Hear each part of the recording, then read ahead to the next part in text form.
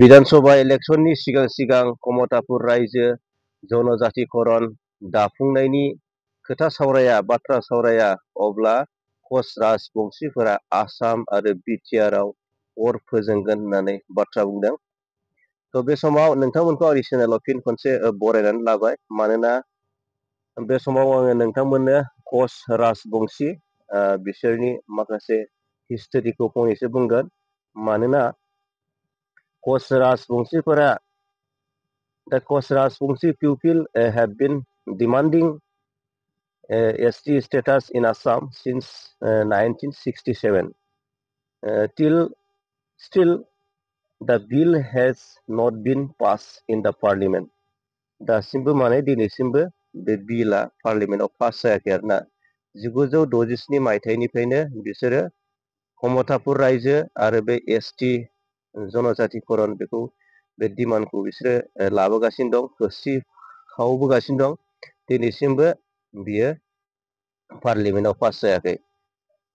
सुबुं अनजिमा हिसाबै कच राजबंशी मानसिफोरा जोंनि आसामाव 4,60,000 सामथिं दङ। आरो बेबायदिनो वेस्ट बेंगल, नेपाल, बिहार बेफोरबायदि जायगायाव बिसोरो गोसारनानै दं। The Koch Rajbongshis are one of the largest clan tribe of India, originally from the ancient Kamrupa Komata kingdoms होननानै बिसोरखौ मोनथियो आरोना। थ' नोंथांमोना कच राजबंशीनि एसे एनैब्लाबो जारिमिनखौ मोनथिबाय। दिनै बिथांमोना जोंनि आसामाव कमतापुर रायजो आरो जनजातिकरणनि थाखाय बिथांमोना होस्रिखावदों। जोंनि क'क्राझार जिल्लायाव होस्रिखावगासिनो दं। मानोना विधानसभानि इलेक्शननि सिगां बिथांमोननि जि दाबि, न्याय्य दाबि, कमतापुर रायजो दाफामफिननाय, जनजातिकरण दाफामफिननायनि बाथ्राखौ सावरायाबोला आसाम आरो जोंनि बिटिआर बड'लेण्डखौ अर फोजोंगोन होननानै बिथांमोना बुंदों। नोंथांमोना नैबे भिडिअनि क्लिप्सखौ नायलांदो, खोनासंलांदो। আমি যোৱা 8 তাৰিখৰ পৰাই আমি কচ ৰাজবংশী ঐক্য মঞ্চৰ জৰিয়তে আমি জ্বৰ সমদল কাৰ্যসূচী প্ৰতিখন জিলাই আমি লৈছিলোঁ।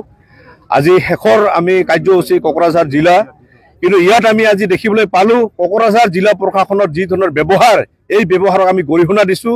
লগতে এটা কথা ক'ব বিচাৰিছোঁ গৃহ বিভাগৰ দায়িত্বত থকা অসমৰ মাননীয় মুখ্যমন্ত্ৰী ডাঙৰীয়াক, কাৰণ খিলঞ্জীয়া ভূমিপুত্ৰসকলৰ মনৰ কথা যদি, মনৰ বেদনাখিনিক যদি আপোনালোকে শুনিব নিবিচাৰে, এই ধৰণৰ দমন নীতিক আমি ধিক্কাৰ জনাইছোঁ।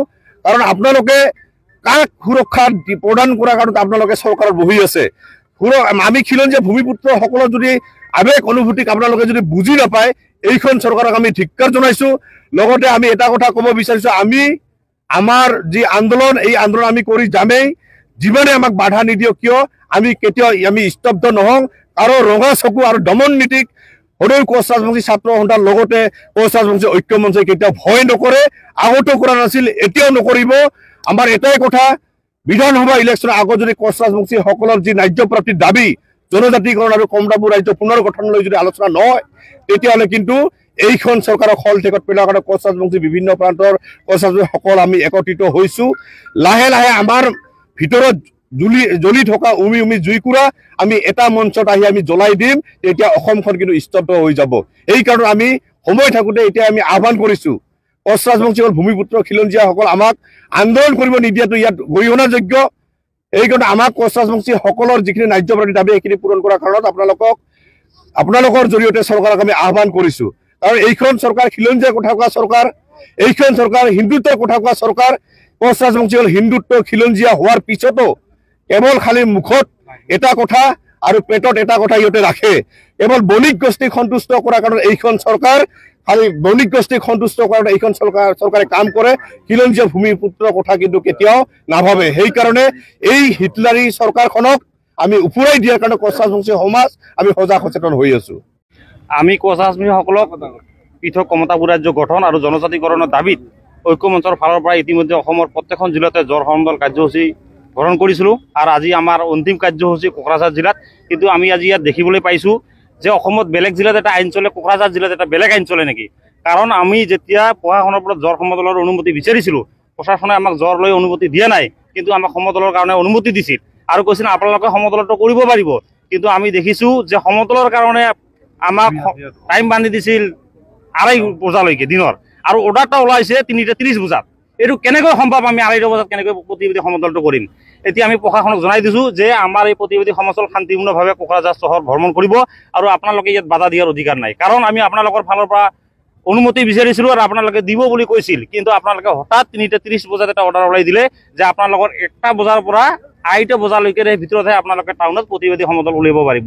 গতিকে আমি ধিক্কাৰ জনাইছোঁ সদৌ ছাত্ৰ সন্থাৰ পৰা, আৰু আজিৰ এই প্ৰতিবাদী সমদলৰ পৰা আমি চৰকাৰলৈ আহ্বান জনাইছোঁ, আপোনালোকে জাতি মাটি ভেটিৰ কথা কয়, খিলঞ্জীয়া মানুহৰ কথা কয়, কিন্তু আপোনালোকে আমাক সুৰক্ষিত কৰিব পৰা নাই। আমি কোচ ৰাজবংশীসকল আজি বহিৰাগতত পৰিণত হৈছে। আমি মাটি বাৰী হেৰাই গৈছোঁ, আমাৰ নিজৰ জাগাত আমাৰ অস্তিত্ব হেৰাই গৈছে। আমি কেনেকৈ জীয়াই থাকিম?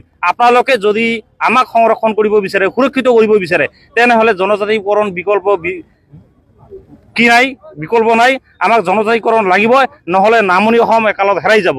গতিকে আমাৰ দাবী হ'ল যে আমি যিহেতু জনজাতিকৰণৰ যোগ্যতা আছে, যিহেতু আমাক 96ত এবাৰ জনজাতিকৰণৰ মৰ্যাদা দিছিল, আৰু 2019 চনতে যিহেতু আমাৰ বিলখন সকলোকে আদি কৰি 6 জনগোষ্ঠীৰ জনজাতিকৰণৰ বিলখন ৰাজ্যসভাত গৈ পাইছিল, নিশ্চয় আমাৰ জনজাতিকৰণৰ অধিকাৰ আছে, আমি সংবিধানিকভাৱে এইখিনি প্ৰাপ্য।